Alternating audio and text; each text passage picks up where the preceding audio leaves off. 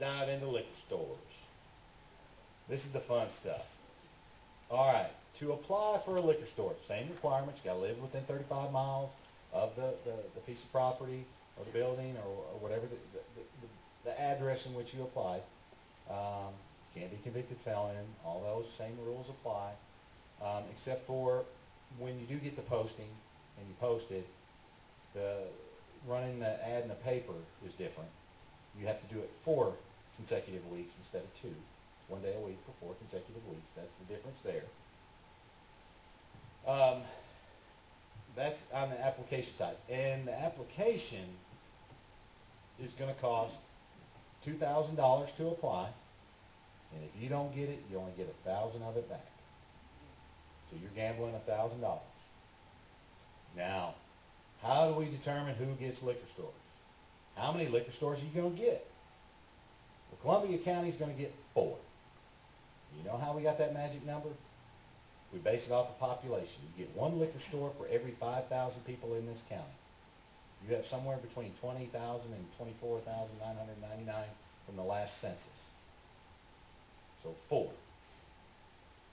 Who gets those 4? Is it the people who have the most money? Is it the most powerful person in this town? I know that's what you guys are talking about. I know that. That happens in every county when they go wet. Here's how we do it. You're going to have to follow me on this. It's so simple and basic, you're going to think I'm kidding. And I couldn't believe it when they told me, and I had to go see it for the first time to make sure they weren't pulling my leg. What we'll do is people will apply for liquor permits. And just to tell you right now, we are not even going to even consider accepting or sending out liquor applications until probably March, because there's rules that we have to follow. We have to announce in the local paper 30 days prior to when we are going to start accepting them. We have to run it in the paper here to let people know we're going to start accepting in 30 days from whatever date it is. Then we got to open it up, I believe, for 90 days. 3 months. We're going to have applications coming in. No one's going to get one until that time is passed. So there's 4 months right there. We're looking probably somewhere in the ballpark of May, June, July, somewhere in that part, before you see the first liquor store open or first permit granted. To apply, $2,000. You do have to have an address. You do have to have a piece of property, either leased, owned. You got to have a piece of property. You apply. It can be a dirt. It doesn't have to be a building. No one's going to spend millions of dollars building something if they don't get a permit. We understand that. So you apply at that location. We will wait till that 90 days is up, when the deadline has come, and we know we're going to be able to give 4.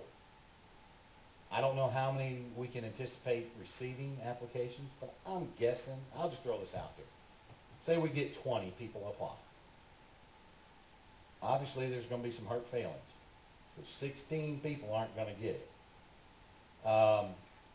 So we take those applications. She'll get these applications. She's going to go out. She's going to meet with the permittee or the applicant, look at the land, look at it all, pass out the notices, do all that kind of stuff. She's going to write it up. She's going to send it back. Once we get them all back, then we look at her issues, if there's any school or church issues. Agent Smith cannot deny a permit. She can't say, sorry, you're too close to the school, you're not going to apply. No, she's just going to report it 500 feet from the school. Send it in. The ABC board is the only one that can deny a permit. So she's going to write it up, send it in. And then when the board hearing comes, and I'll talk about it here in a second. So we get all these applications in. Everybody that applied has to have a representative in Little Rock on a specific day. We'll notify everybody when and where that's going to be. It's going to be at the ABC board room at 1515 West 7th Street in Little Rock. Everybody has to have a representative there. So all 20 people need to be represented. And this is where it gets funny. The director will walk out. We have 20 acceptable applications. He'll have a plastic tub with 20 envelopes in it. This is what we call a double-blind drawing. We have 20 envelopes in there. He comes out, shakes it up, sets it down, says, come on up, grab an envelope. Everybody comes up and grabs one. They sit down. They do not open it. Then we have a list of an alphabetical list of everyone that applied. We will call them up alphabetically. They will bring us their envelope. We'll cut that envelope open. You're number 19. Call the next person. You're number 4. That doesn't mean you got anything. This first drawing is to determine the order of the drawing in the second one. So after we get all 20 disseminated out, everybody's got a number. We document who got number 1, number 2, number 3, all the way to 20. Then we bring out another bucket. Shake it up. Those envelopes have 1 through 20 in it. We set it down. Who was number 1? Mrs. Anderson. All right, Mrs. Anderson, come on up. They grab an envelope. They hand it to us right there. We cut it open. We pull it out. What number are you? Number 3. This is the golden ticket round. That is what I call it. So obviously the first 4, because there's only 4 permits going to be allowed here, are going to be heard at the ABC board hearing. We're going to draw every one of them all the way up to 20. We're going to have that order. Because when we have the board hearing, we're going to bring those first 4 to Little Rock. And this is when the issues get brought up. This is when the opposition comes down and fights this. This is when all the skeletons get thrown out of the closet. And this is when Agent Powell's reports come out. All right, Ms. Anderson, you're number 1. You're up first. Okay. And more than likely, you'll be there. And they're going to say, is there any school or church issues? And she may say, yes, there's a church 800 feet away. What's the church? And then she'll show exactly what's going on, what church it is, drop the lines, all that good stuff. And then they'll hear the case, and they'll go back and forth, and then the board will make a decision, yay or nay. It's majority rules. So if it's denied, we're only seeing 4 that day. 1, 2, 3, 4. So we'll go through that. So let's just say 2 of them get denied because of the church or school. We grant 2. They're good to go. They can probably leave with their permit the next day. I think they got to wait 24 hours after it's been granted to get their permit to come back and do what they do. But those 2 that were denied, they have 10 days to file an appeal. So we can't grant those other 2 yet. We got to wait. It took us almost a year to give all the ones away in Bentonville, in Benton County, because of the appeals. We got 10 days to appeal. If they don't appeal it, then number 5 slides up. And then we go through the same situation with them. They show up, we go there, we hear her reports, we look at it all, make sure they meet all the criteria. If they're denied, they've got 10 days to apply. We can't do anything yet. We got to wait. The other one finally files an appeal. And it goes through the process, comes back to the board, and they finally say, no, sorry, that's a church, it's a church, it's a church. You're too close. Then they're done. Then we move number 6 up. So just because you don't get 1, 2, 3, or 4 does not necessarily mean you're not going to get an ABC permit. Because we had 78 people apply for liquor stores in Benton County. We were allowed to grant 55. We only granted 52. That's all we had that was acceptable. I was Dr. Death during that. I went back, I had to double check every single liquor store distance. I had to go up there, all 70. I know every square inch of Benton County. I went to that location, looked at it, and then I started driving circles, working my way out, spotting every single church, every single school, documenting it, measuring it. We denied a permit because they were 999 feet away from a church. 1 foot. And if they tried to move back, then they would be too close to another church. A lot of churches in Rogers. Is that property line to property line or door to Great question. Is it property line to property line or door to door? It's closest point of the building to closest point of the building for churches. In schools, it's the same thing, but with the schools, it has to be a part, the building where regular classes are taught. So if it's just a storage facility at the high school or the football stadium at the high school, regular classes are not taught there. So you got to find the closest building where classes are regularly taught. Yes, sir. Good enough for us. Because the old way we used to do it, we used to get a wheel and roll it, and we still do that occasionally. But the problem is when you start going over fences and pit bulls and bulls, it adds a little element of difficulty to it.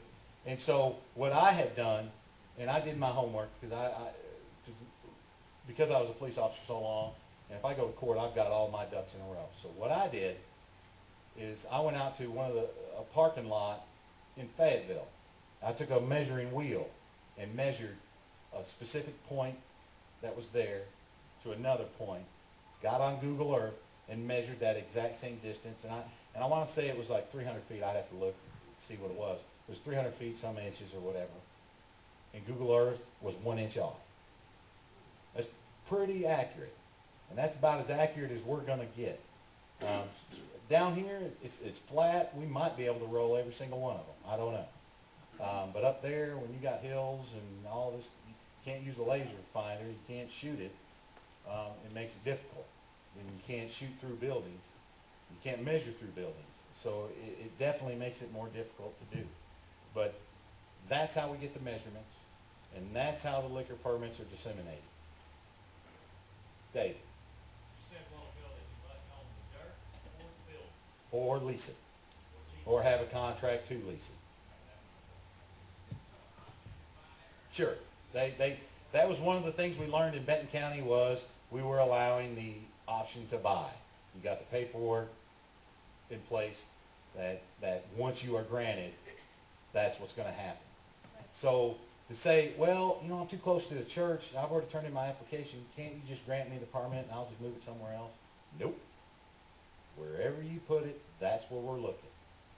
Now, once it's granted, you have a year to open that bad boy up. And you need to have it open for at least a day. Don't have to sell any product. You just have to open it for a day. And then you can close it. And then you can put it on inactive status with us. And then you can move it to another suitable location if you choose. Nope.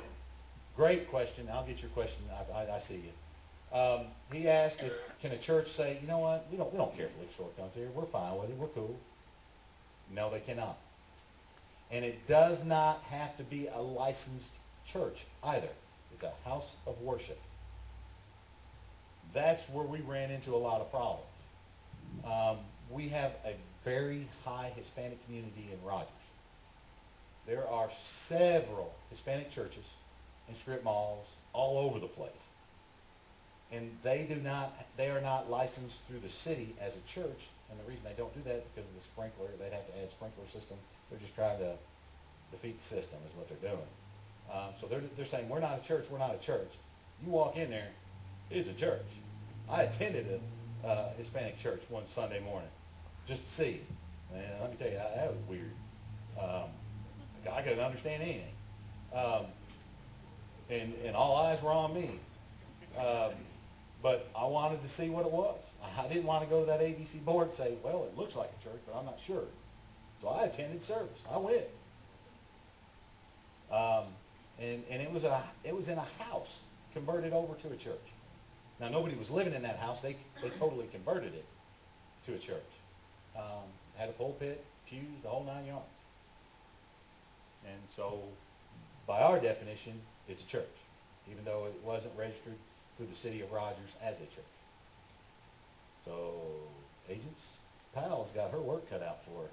Okay, and what do y'all count as a school? Is daycare, are daycare Oh, included in that? great question. A school, obviously, is going to be a junior high, K through 12. or a high school, K through 12. The college, absolutely, counts. Schools and, or daycares and preschools do not count. They are not considered a school by our definition. As for the college, like our college, they have a lot of acreage that does not have buildings on it. Mhm. Is the acreage owned by the college or where buildings are? It's the building where classes are regularly taught. So we have to find what building on that campus where they host classes.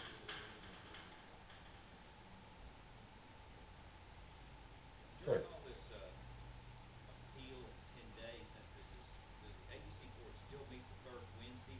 They don't have special meetings for you, do they? No, they, Okay, so you're. we're lucky to get them there one day a month, Yeah. let alone try to get them there on a special deal. Now, when we did Benton County, we did do something a little different. Because we had 55 permits coming at one time, it was a 3-day hearing, started on Wednesday, Thursday, Friday. So we just made a week out of it. And that was fun. Because I was trying to teach and attend a conference in Little Rock at the same time, so I was driving back and forth to do that. Yes, ma'am. I totally forgot about you over there. You did. Sorry. If somebody just has a lot of money they wanna gamble, and they want to maybe secure. I know where it's Okay, going. that's a I know where it's question. going. Follow that up, I wanna follow it up. Say somebody gets a permit, and they wanna put it in their back pocket. Okay, not I'll open it. address both those issues. Okay. In order to, in this state, when you apply for a permit, one person can only apply for one permit at one location. Nobody else can apply at that location. Can a husband and wife apply for 2 separate permits? Yes, they can. They sure can. As long as it's 2 different entities, 2 different companies, and they can prove that there is no attachment to either one. Because in this state, if you own one liquor permit for a liquor store, you cannot have a vested interest in another. That's the way the law is written. Now, that has been challenged a lot lately by a particular liquor store chain out of Missouri. And there is a husband and wife team that the husband has one liquor store, the wife has another. But they, and we check them all the time, make sure they're not swapping employees, that they're totally separate businesses. They have separate bank accounts, separate everything.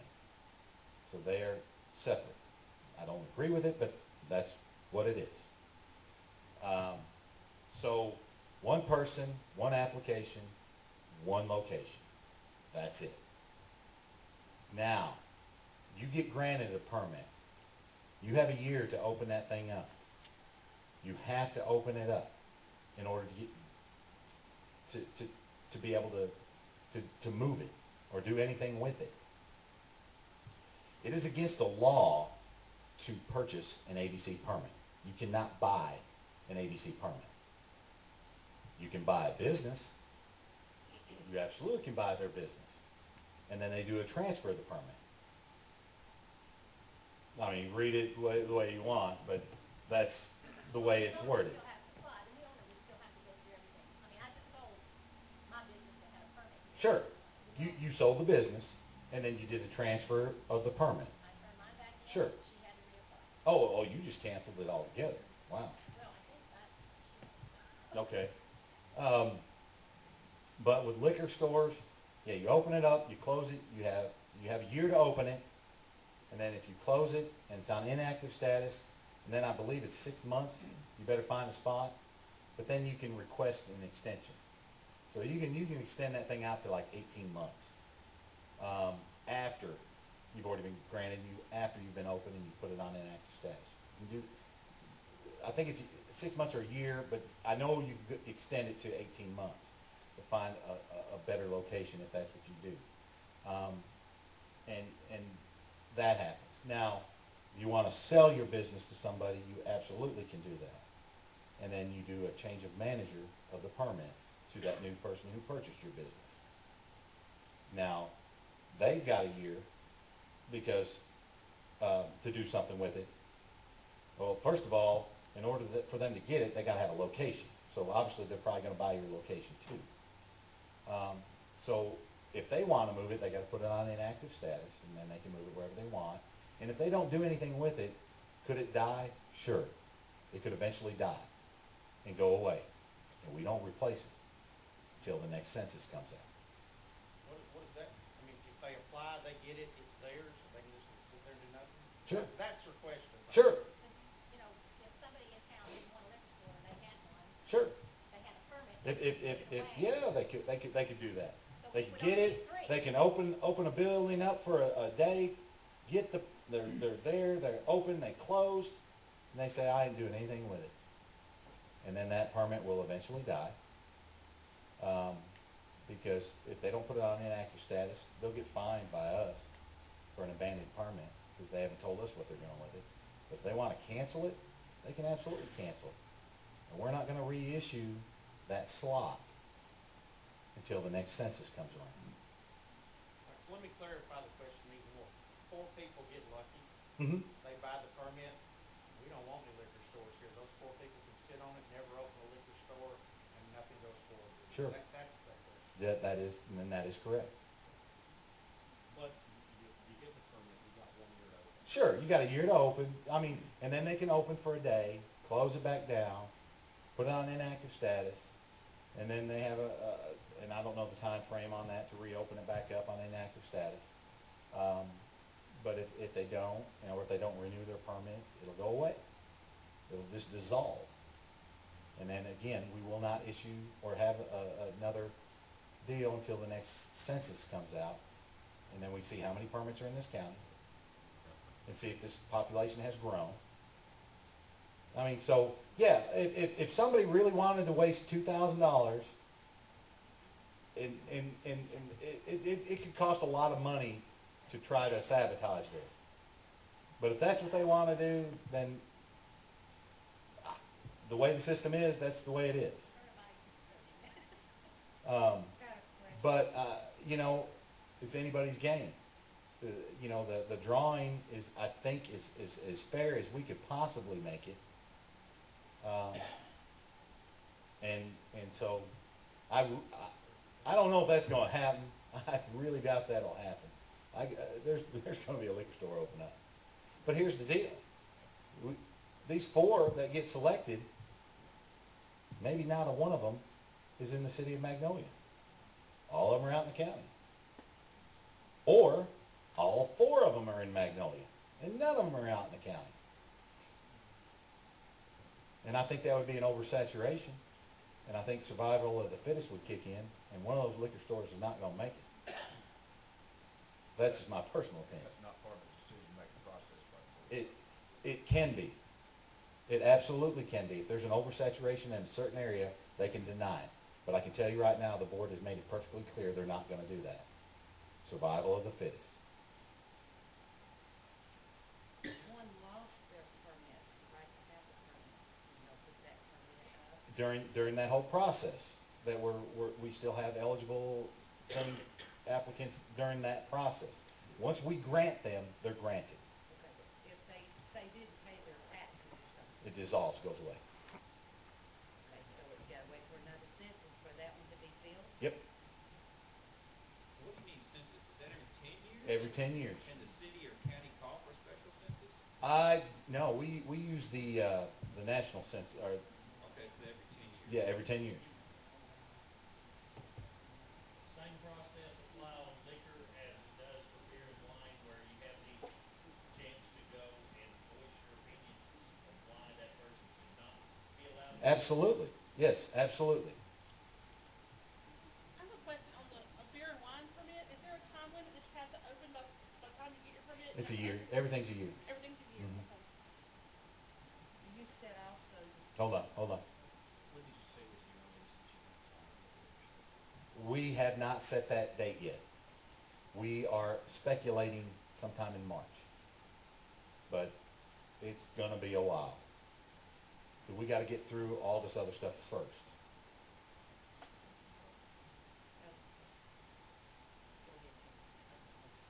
say for instance, you apply for a liquor license for a liquor store. But you already have a beer and wine permit and a convenience store. Great question. I love it.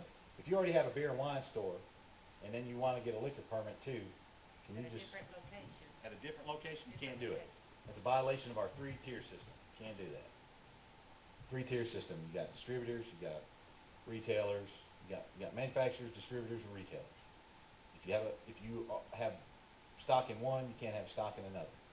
Wineries, unfortunately, are their own three-tier system, so that rule doesn't apply to them. It's a long story, because they manufacture it, they sell it, they retail it, they distribute it. So their native brewers and wineries are, that rule doesn't apply to them. But yes, if you have one, you can't have another in that tier system. Split it husband and wife. Sure you can, two different companies. Anyone? There's 4 liquor stores, Mm-hmm. but there's not a limit on restaurants. Correct, there is no limit on restaurants, there's no limit on convenience stores, there's no limit to bars, clubs, private clubs, there's no limit. There's no set number, only liquor stores. Because I assure you, probably every convenience store, if they're a chain, probably gonna apply. Yes, sir. Okay, so you wanna open a pub, Okay. you can get the beer and wine a lot quicker, I guess, than you can sell the spirits, because you've got the 5 application. Correct. So if you wanna open a pub, you're only gonna be able to sell beer and wine on premise. Until the ballot is passed for spirit. And that's all up to you guys. No private club after that happens. No, pubs are still gonna have to have a private club if they don't have food service. Oh, okay. Is there a time frame on, from the time you apply for a private club till it operates? Well, it's that 30 day, you gotta post it for 30 days, you gotta go in front of the board, that's the process on that. If restaurants serve beer and wine, are they limited on what kind of wine they can serve? They can, it's a small farm wine, so they can't exceed anything over 21%. And they can't buy from a winery that produces more than 50,000 gallons. I believe it's 50,000 gallons a year. Does that ever change, or is that always stay? That's the way it is. I keep thinking there's a hand over here. I keep seeing, maybe I got what on that one. I'm on a prime location for one of these businesses. And I'm not interested in applying for a permit myself, but there's 3 or 4 people that wanna apply for one, and they contacted me about leasing that piece of property. And I have to pick which one of those I wanna take my chance on. Yep.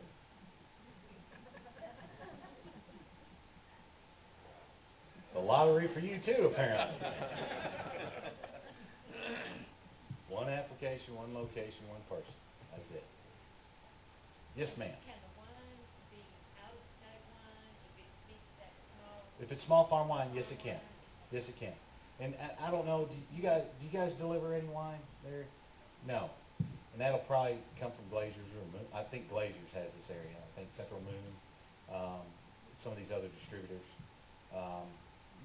And I trust me, they know what to do, and they know what you can and cannot have based off your permit. But yes, you can get out of state as long as it doesn't exceed 21%, and then that winery doesn't produce more than 50,000 gallons a year. Where do wine coolers fall in this whole category? Depends. Wine coolers is a malt beverage, so therefore it falls under beer. It's under 6.3%.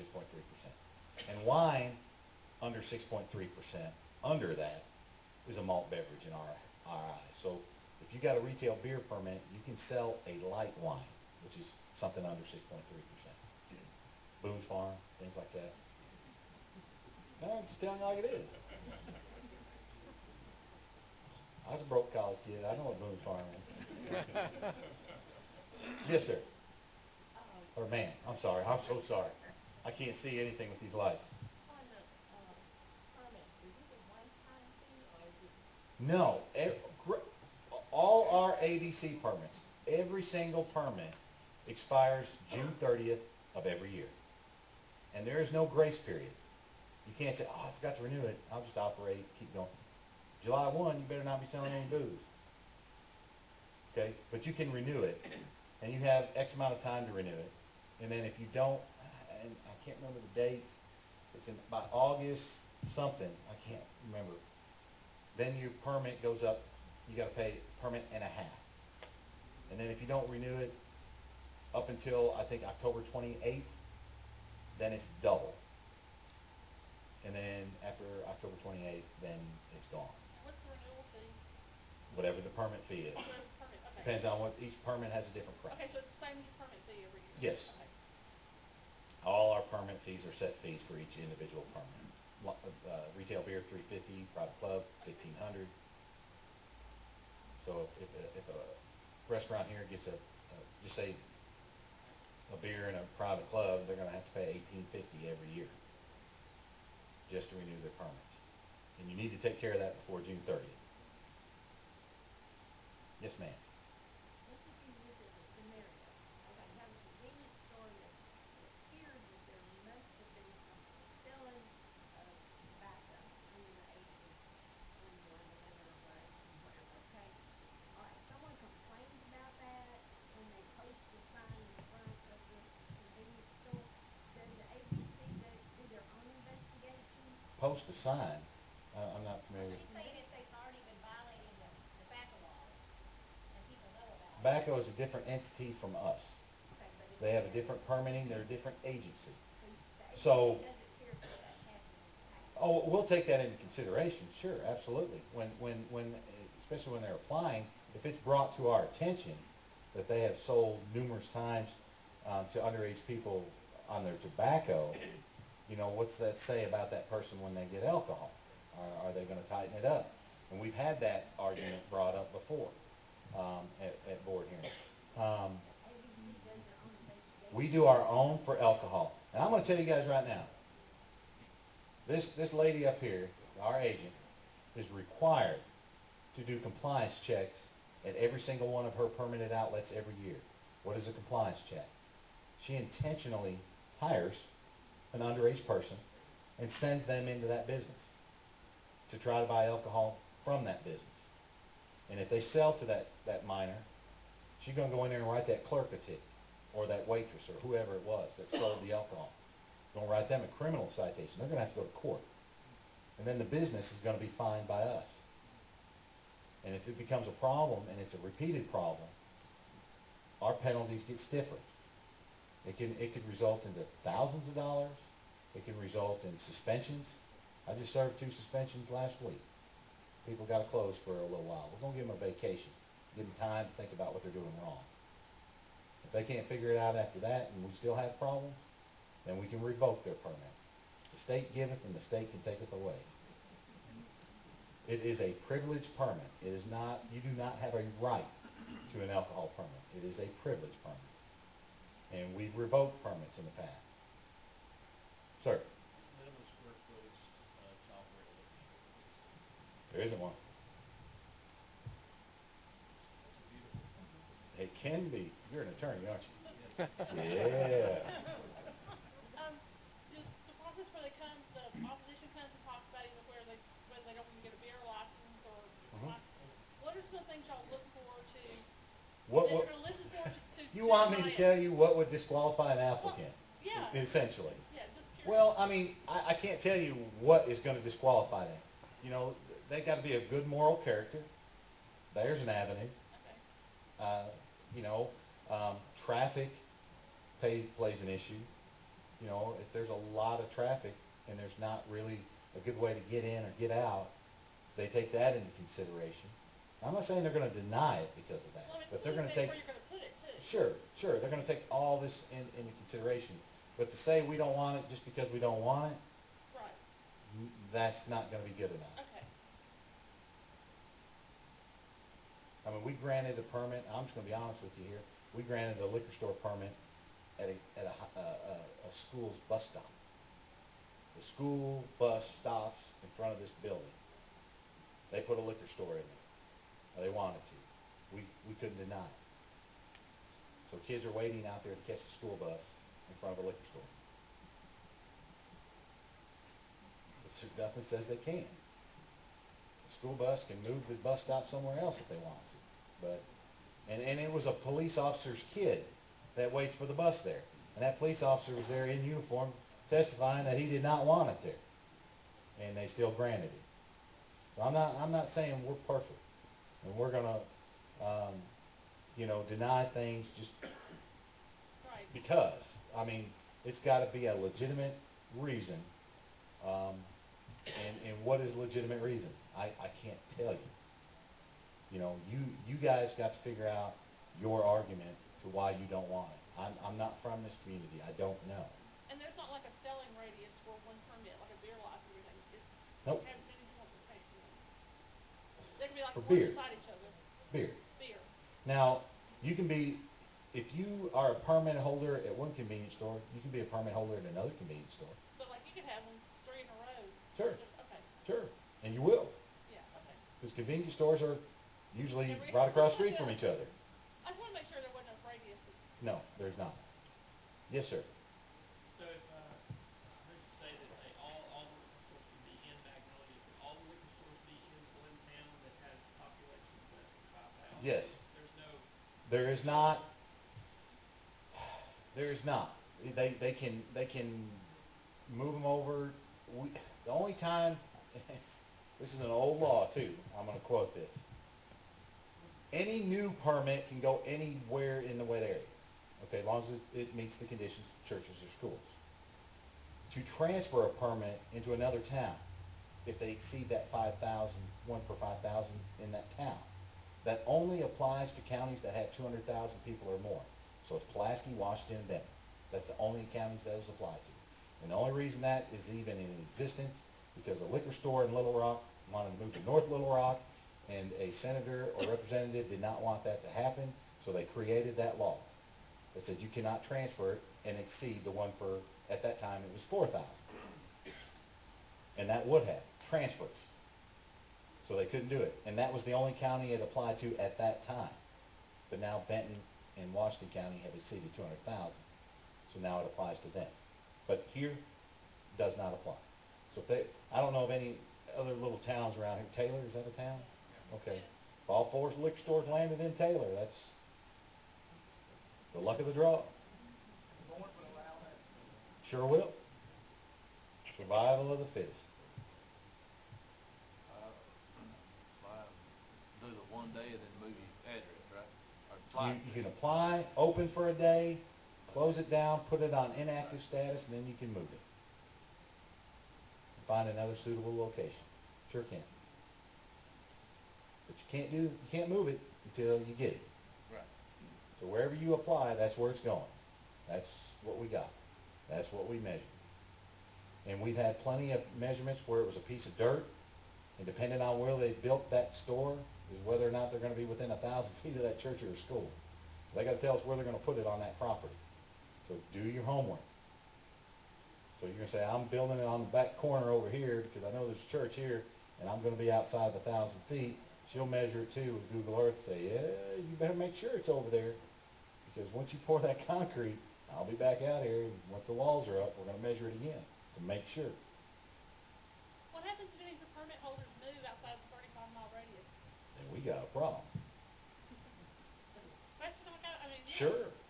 Then we're gonna write that business up, because they fail to meet the requirements.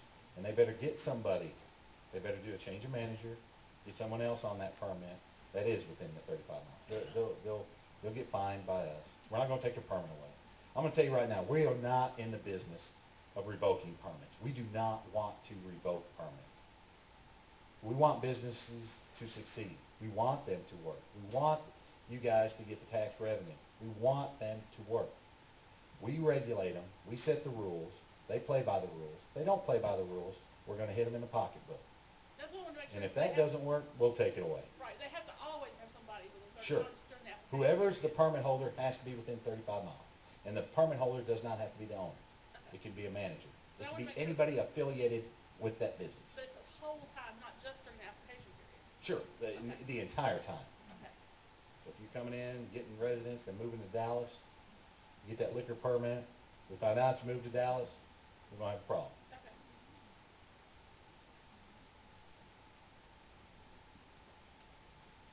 I'm Sir. curious on the sale during festivals and events. Okay? Like Blossom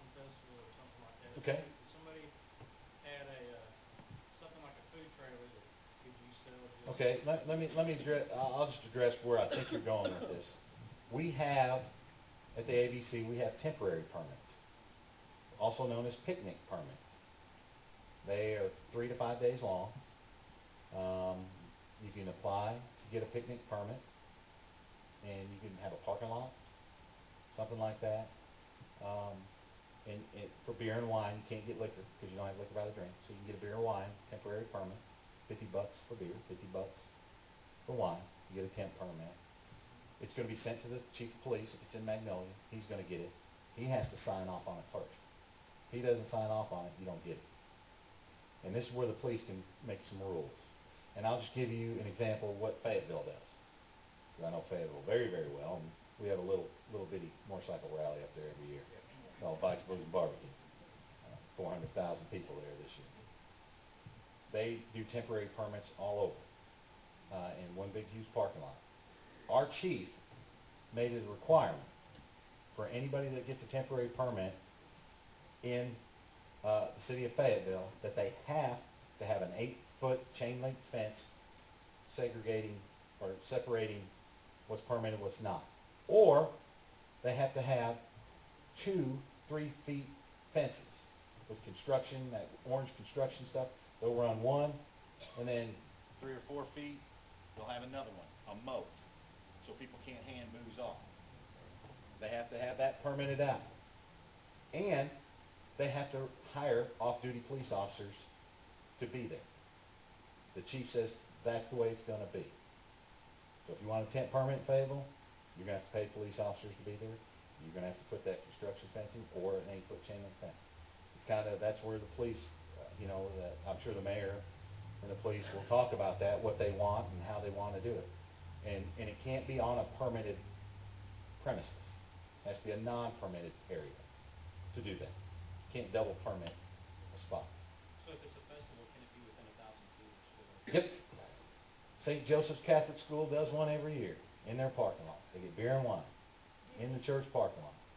Do the temporary permit holders have to go to, I call it ABC school? Nope. So they don't know the laws. I know. It's a flaw, but unfortunately that's the way it is. And in order to get that temporary permit, 25% of the proceeds have to go to a nonprofit.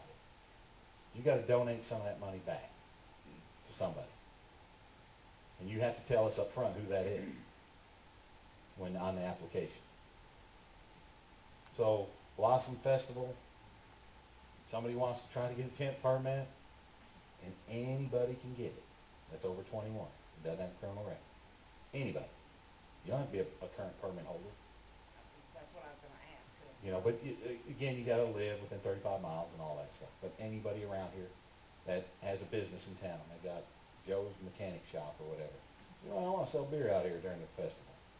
Ropes it off, does that, chief signs off on it. He can sell beer out there. What are the laws, like if you have something going on in here, and people, are they allowed to just bring their own? That would be drinking in public, and the police department should enforce that. If this is not permitted. How often can some permittee get a temporary license? How long? I mean, no, how often? Do you do one every month? Sure. Okay. Walton Arts Center did it for years, until we convinced them to get a permanent permit, because we were tired of working temporary permits three times a month. And yeah, you can apply as many times as you want, and they're good for 3 to 5 days. But a person with a permanent permit, could they get a temporary one? Sure. for a Sure. festival? Absolutely, just not at that same location. Right, it is different. You had a question? Does a blocked off street during the event count as a parking lot? Well, I'm not saying it has to be a parking lot. I just gave that as an example. And it could. Sure, That, absolutely. that is- As long as there is a clear defined area. So if you brought fencing in, and fenced off that street, sure, you can have a block party in there. We do that in Fayetteville all the time. now that is in public view, so would they be able to drink it? When they get an ABC permit and they are on a permitted premises, it's no longer public. So the whole square could be, If they had enough fence to rope off the whole square and can control the access, that's a lot. That would be extremely hard to do. I'm just gonna tell you right now, I doubt that's gonna happen. You gotta bring a whole lot of fencing, and you gotta have controlled access. And you have businesses, you're gonna shut them off, because you're gonna put fencing in front of their doors, because you can't use the building, because people can walk into those businesses. That's not permitted. So you gotta, it's gotta be enclosed. You would have to consume it in that. Sure would. You can't walk outside that permitted area, then it's drinking in public. Sir? How many permits are allowed for one event? Many.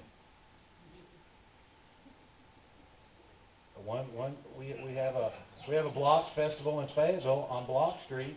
We have 5 different permits in a 4-block stretch. 5 temporary permits. So, but again, they can't butt up against each other. They're separate. And you have, on temp permits, you have to get your alcohol from a distributor. They have to come out and deliver that stuff.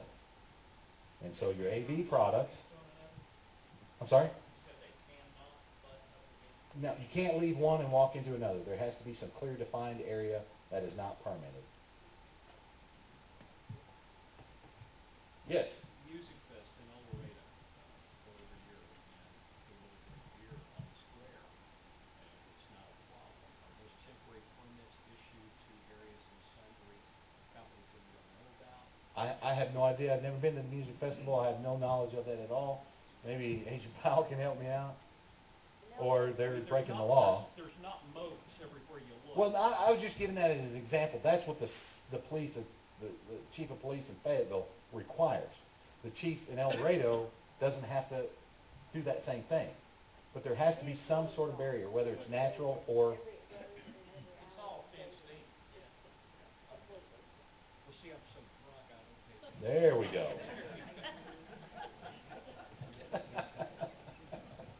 That's awesome. Yes?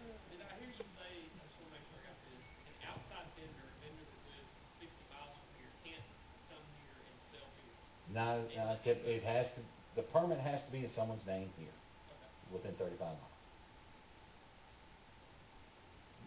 Yes, sir. If you was a landowner, you had a piece of property, you was married property, no buildings, but it was a big enough piece of property that you could build multiple buildings, could you identify those as different potential locations to different, For what?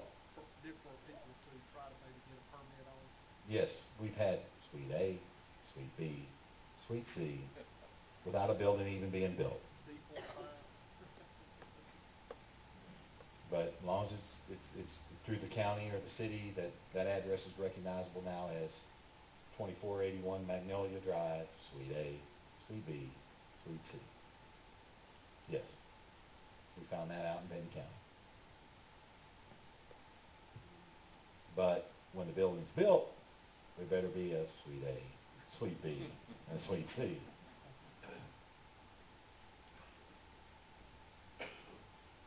Anything else? Awesome. I'm going to leave it with you guys. I have business cards in my pocket if you want one.